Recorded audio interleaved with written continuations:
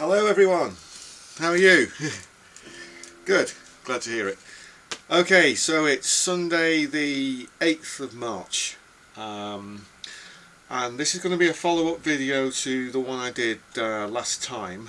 I'm going to do a review of this Electro Harmonix Mel9 pedal.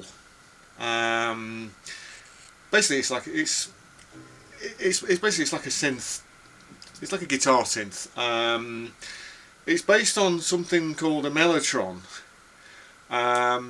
which is a keyboard which sort of emerged in like the mid-60s. But it was quite novel in its day because each of the notes was based on a piece of recorded tape. So it pioneered sampling. A technological marvel, but retrospectively a bit cheesy. But it's that sort of cheesy kitsch thing which actually makes it really intriguing. I'll post some links to give you a bit more information about it. The Beatles used it, you know, things like Strawberry Fields, etc. Genesis used it, some of the other prog rock people have used it as well. Even BBC Special Effects used it. I mean, I remember there used to be a program called Saturday Superstore, and they were talking about how they changed all the tapes in it just to use different sound effects, you know, like just for different samples. But anyway, I'm slightly wandering off the point. So it's not a full-blown reproduction of a Mellotron, because I mean that, you know, that would be quite hard. But it does give you 9 samples which are associated with that keyboard. But I'm going to take the view that you don't know anything about the Mellotron at all, or you don't know anything about, you know, old school prog rock or whatever, and you've just got these 9 samples. But how about that? We'll just work with those. Okay, right. So I'm also working with this 7-string guitar just to give me the extra depth, because I can go down to low B. I mean standard tuning, but I can go down to low B. So if you've got a 7-string as well, you might want to consider that. Okay. Get pick. As always, I'm going into this Boss Katana. I'll set them clean. Now at the moment I've got no effects on. That's just straight guitar. DC Electronic Nova repeater, which is a little bit of delay, with a vibro effect, vibrato, I think. So, yeah. So that just gives you that, just a simple tape, slight back delay. Marine layer reverb. Now today I've got it on the hall setting. So it's like that. So it's you're playing in, you're playing in the Albert Hall, or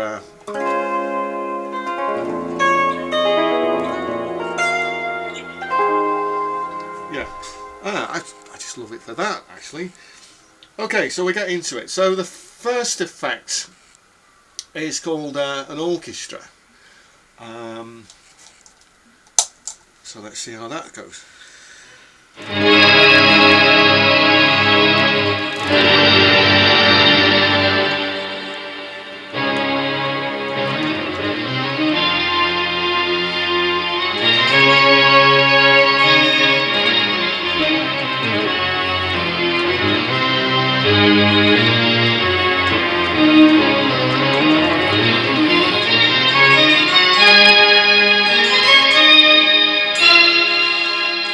And the tracking starts to go around here.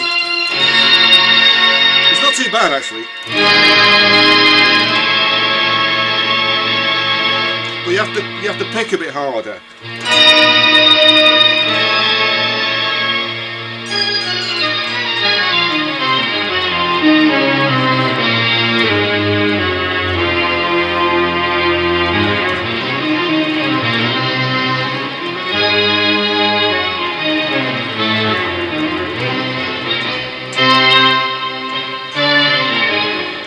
And if you make a fluff, it is unforgiving. So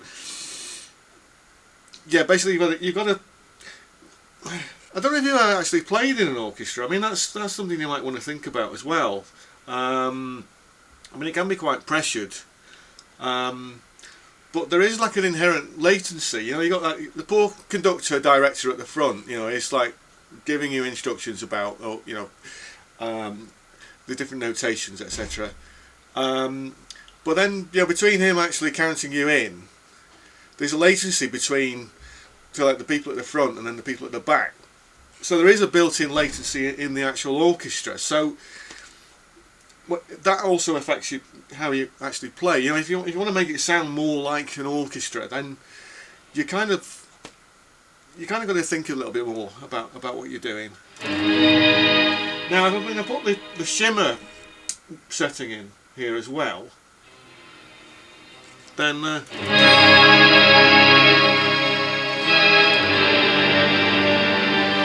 it sounds absolutely huge.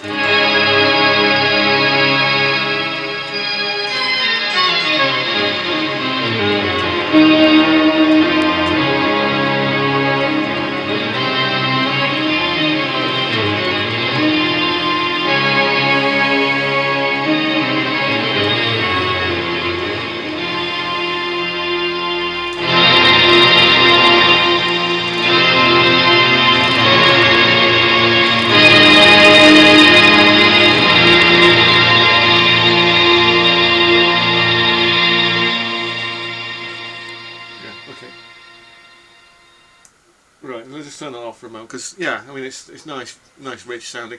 Okay, number 2 is a cello.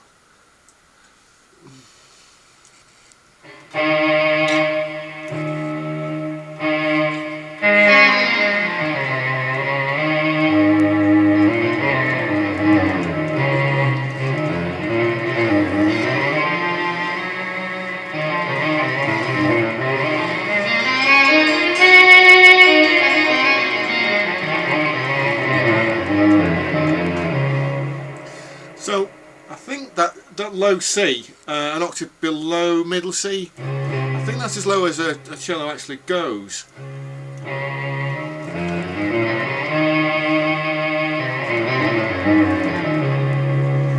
mean, I don't know if it's exactly sort of Jacqueline Dupre, but I mean you can kind of, let's see, can we do that?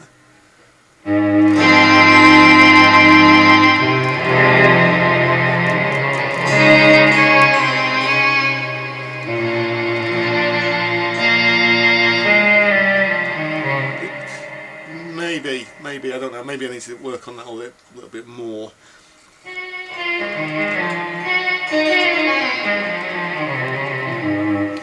But I mean, there's a way of actually just, you know, something to learn. It might be worth getting hold of, you know, the Bach cello suites. You know, there's 6 suites for solo cello.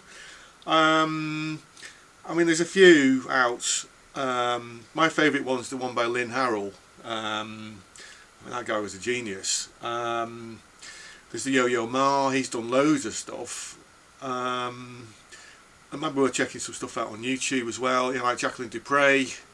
And just, you know, just put it in the cello patch, and then they start playing, and you know, if you can actually make people believe that you're playing a cello rather than just sort of noodling about, then you know, that's going to improve your playing no end.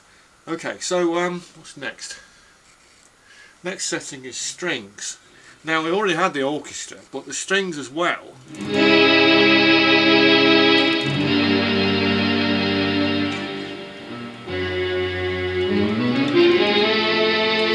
So that's a bit more sort of like a, I don't know what, chamber orchestra, or maybe just useful just for like strings.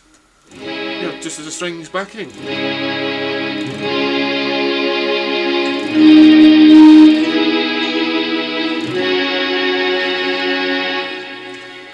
I'm going to see if I can play.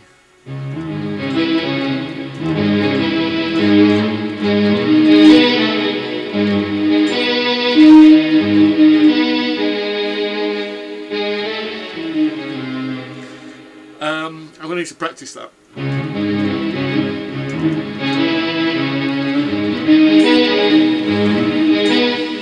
Yeah, okay, I digress. Now, what's next? Number four is the flute setting.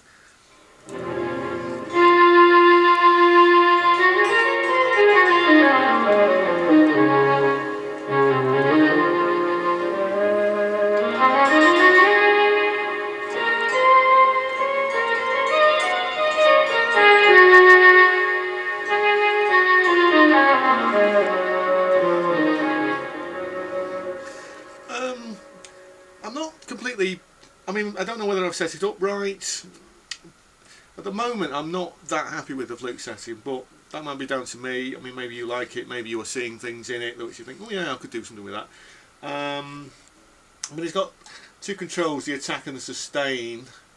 If you adjust those, you might be able to get something more out of it. My favourite one though is the clarinet. I mean, that's just like,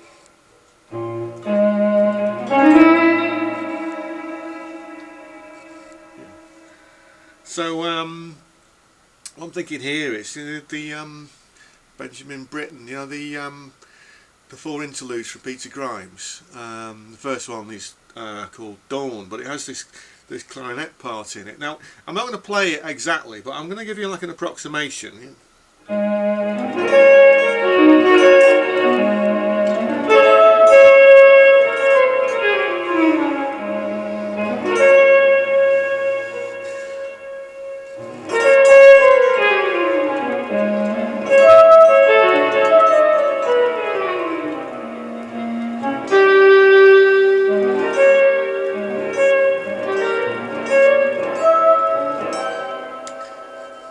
I think we could do something with that. That's quite useful.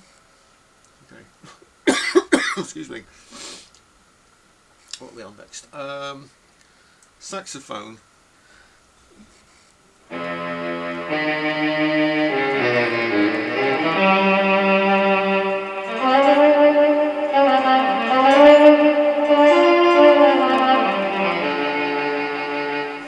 That's in the wrong key.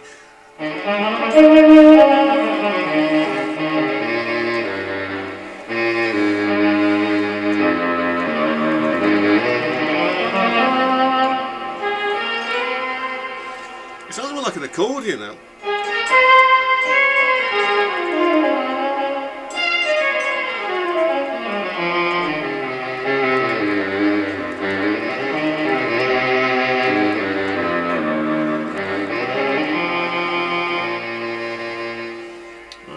Okay, saxophone. Now, brass.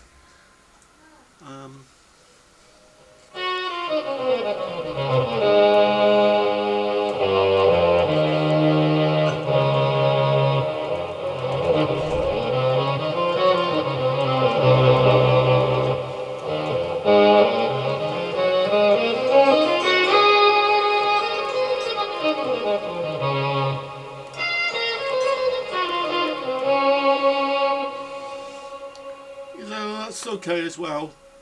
Again, I'm not completely convinced on that one. I'm going to do a bit more experimenting. Now we're getting to the two choirs. Now the first one is low choir, which sounds kind of.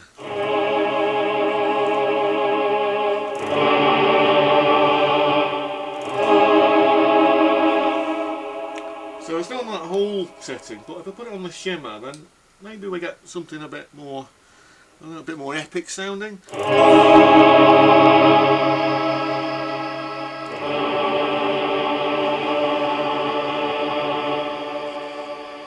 And just for a bit of fun, I mean, I've got my harmonizer set up there. If I just put that in, then I can kind of.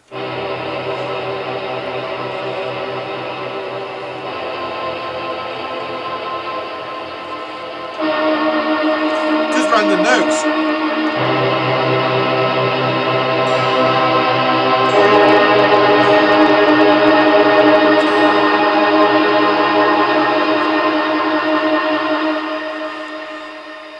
Yeah.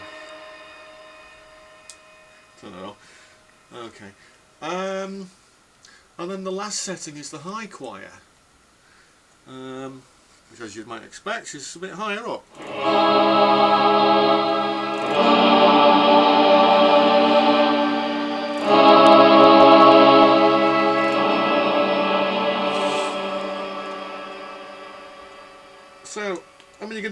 all sorts of things with that. I mean, you can play chords, you can play individual notes.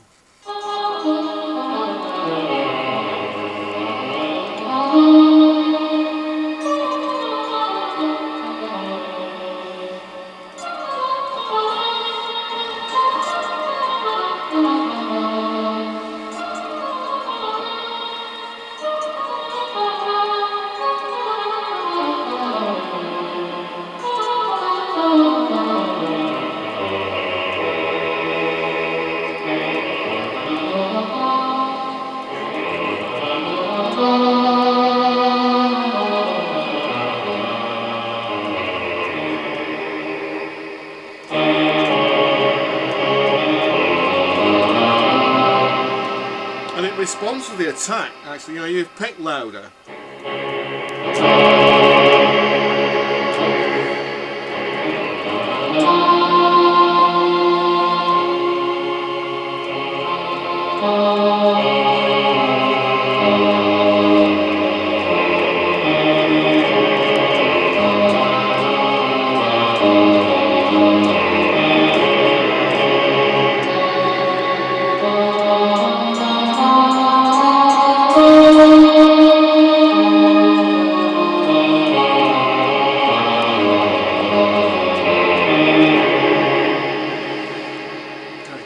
So, just to finish, I mean, I've done it in one of my other videos, that sort of Well as Soul music from Raise the Lost Ark.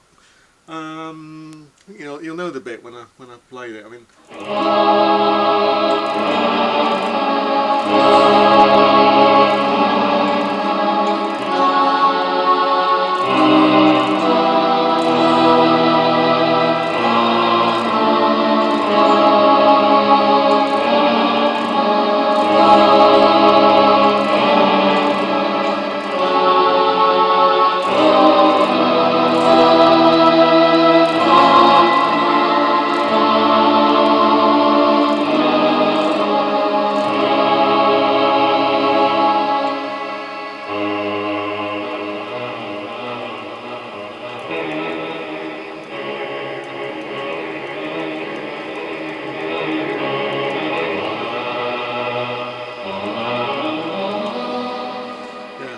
I'm just noodling around now. But yeah, I thought that might be of interest to you. I mean, there's a couple of patches which I'm not that keen on, but overall, I think that really adds something. As with the other 9 series pedals, it's got a dry and a effect out, so you can set it up so you can use it like a backing.